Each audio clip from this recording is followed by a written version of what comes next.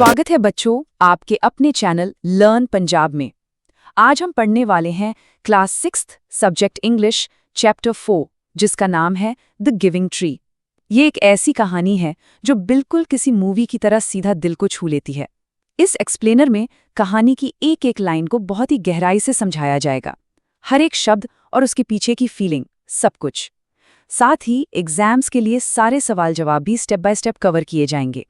तो चलो इस खूबसूरत सफर की शुरुआत करते हैं। आज का ये सफर इन मुख्य हिस्सों से होकर गुजरेगा।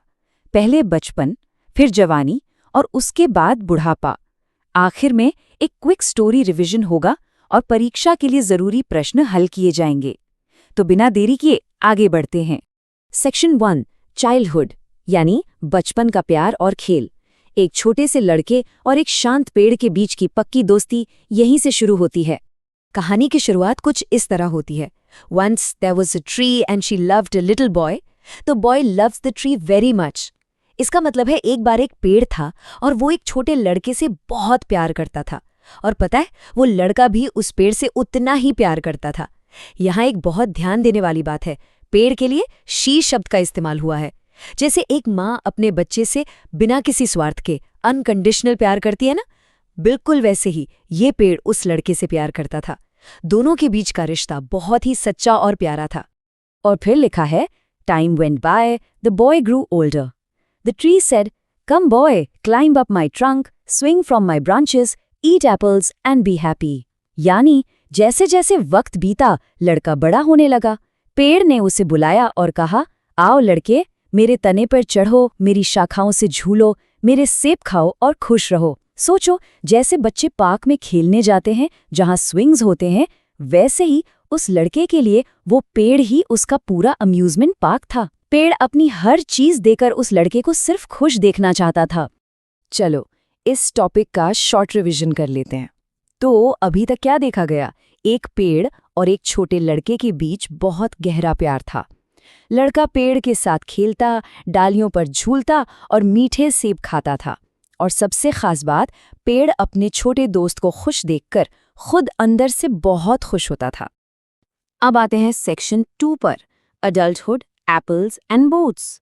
जैसे जैसे इंसान बड़ा होता है उसकी ज़रूरतें बदलने लगती हैं।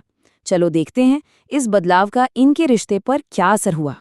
एक दिन जब वो लड़का वापस आया तो उसे पैसों की सख्त ज़रूरत थी। तब पेड़ ने उससे कहा, I have no money but you can take my apples and sell them in the city. यानी मेरे पास पैसे तो नहीं है, पर तुम मेरे सभी सेब तोड़कर ले जाओ और उन्हें शहर में बेच दो, इससे पैसे मिल जाएंगे। ये बिल्कुल वैसा ही है जैसे माता पिता के पास अगर पैसे ना भी हों तो वो अपना सब कुछ बेचकर बच्चों की जरूरत पूरी करते हैं। पेड़ ने बिल्कुल वैसा ही किया, बिना किसी लालच के अपनी सबसे कीमती चीज दे दी। कुछ वक्त बाद वो लड़का फिर लौट कर आता है और इस बार वो कहता है, I am too busy to climb trees, cut down the trunk and make a boat. मतलब मैं इतना बड़ा और व्यस्त हो गया हूं कि अब पेड़ों पर नहीं चढ़ सकता। उसे सफर करके किसी दूसरे शहर जाना था। तो पेड़ ने बिना सोचे कहा, तुम मेरा तना काट लो और उसकी नाव बना लो। लड़के ने वैसा ही किया, तना काट लिया। पर यहाँ कहानी में एक बहुत ही गहरी और उदास करने वाली लाइन आती है, the tree was happy but not really. पेड़ खुश तो था क्योंकि उसने अपने दोस्त की मदद की, पर सच में वो अंदर से अकेला और दुखी था क्योंकि अब उसका अपना वजूद ढल चुका था। चलो इस टॉपिक का शॉर्ट रिवीजन कर लेते हैं। इस जवानी वाले हिस्से में जब लड़का बड़ा और बिजी हो गया तो पेड़ ने उसकी पैसों की ज़रूरत पूरी करने के लिए अपने सारे सेब दे दिए। फिर सफ़र के लिए नाव बनाने हेतु अपना तना भी दे दिया। पेड़ सब कुछ दान करके खुश तो था, पर कहीं ना कहीं अकेलेपन का शिकार हो गया था। और हाँ बच्चों, अगर ये पढ़ाई का सफ़र अच्छा लग रहा हो तो बीच में 1 सेकंड निकालकर वीडियो को लाइक और चैनल लर्न पंजाब को सब्सक्राइब जरूर कर लिया जाए। आगे बढ़ते हैं सेक्शन 3 पर, old age, the quite stump यानी बुढ़ापा।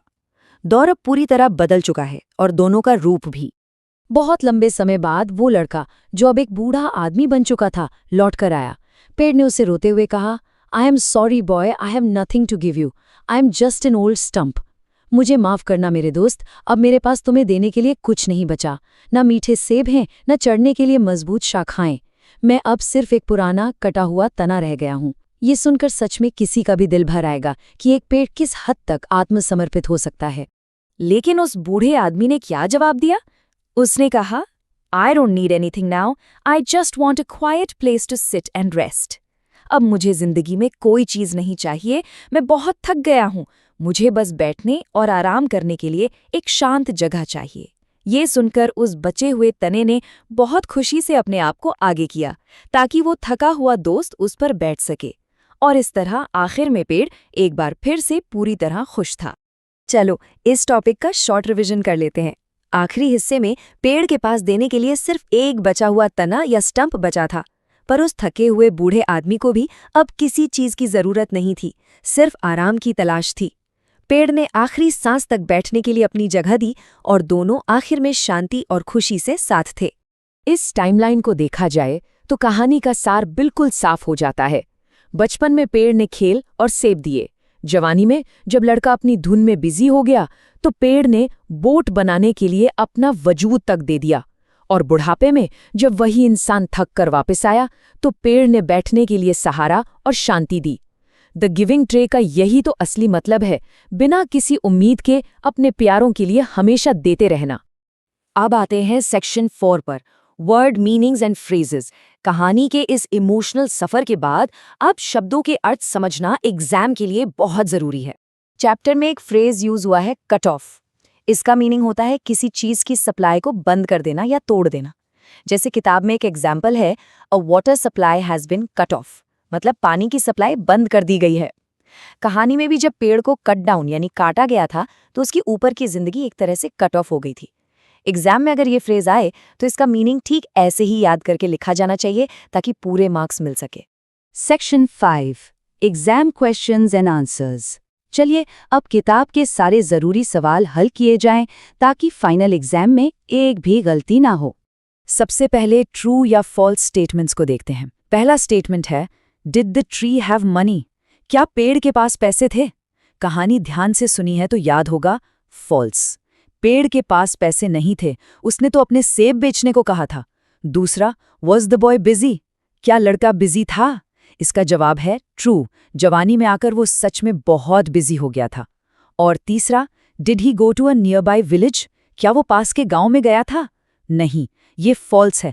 वो दूसरे शहर यानी अनदर सिटी गया था, जिसके लिए ही तो उसे नाव की जरूरत पड़ी थी। अब अगले शॉर्ट क्वेश्चंस देखते हैं। पहला सवाल, who would come and play with the tree? पेड़ के पास कौन आता था और खेलता था? इसका एकदम सटीक जवाब है द बॉय, यानी वो लड़का। दूसरा सवाल, who was too big to climb and play? कौन इतना बड़ा हो गया था कि अब पेड़ पर चढ़ और खेल नहीं सकता था? इसका जवाब भी वही है, द बॉय। जब लड़का बड़ा हो गया तो उसका पेड़ के पास आकर खेलना बंद हो गया। एग्जाम में ऐसे ही पॉइंट टू पॉइंट आंसर लिखने हैं। एक और बहुत ही important question, why did the boy want a boat? लड़के को नाव क्यों चाहिए थी? इसका सही जवाब है to go to another city. वो नाव बनाकर पानी के रास्ते दूसरे शहर जाना चाहता था। अगर एग्जाम में ये सवाल आए तो याद रखना है कि लड़का अब बड़ा और बिजी था और उसे सफर करने के लिए नाव की जरूरत थी, जो पेड़ ने अपना तना देकर पूरी की थी। अगर एग्जाम में लॉन्ग आंसर लिखना पड़े तो इन समरी पॉइंट्स को जरूर ध्यान में रखा जाए। पहला, पेड़ और लड़के के बीच सच्चा प्यार था। दूसरा, पेड़ का उसके लिए अपना सब कुछ दान कर देना। और तीसरा, अंत में आराम की जगह देना। इन्हीं पॉइंट्स को जोड़कर एक बेहतरीन समरी तैयार हो जाएगी। कहानी का मैसेज बिल्कुल साफ है, अनकंडीशनल लव एंड गिविंग। तो यहाँ क्लास 6 इंग्लिश का चैप्टर 4 द गिविंग ट्री का ये एक्सप्लेनेटर पूरा होता है। अगर आपको ये वीडियो हेल्पफुल लगी हो तो लाइक करें, चैनल लर्न पंजाब को सब्सक्राइब करें और वीडियो को अपने दोस्तों के साथ शेयर जरूर करें। पढ़ाई लगातार चलती रहनी चाहिए, पर जाने से पहले एक सवाल, जिंदगी में आखिरी बार बिना किसी उम्मीद के किसी के लिए क्या किया था? इस पर विचार जरूर किया जाए। धन्यवाद।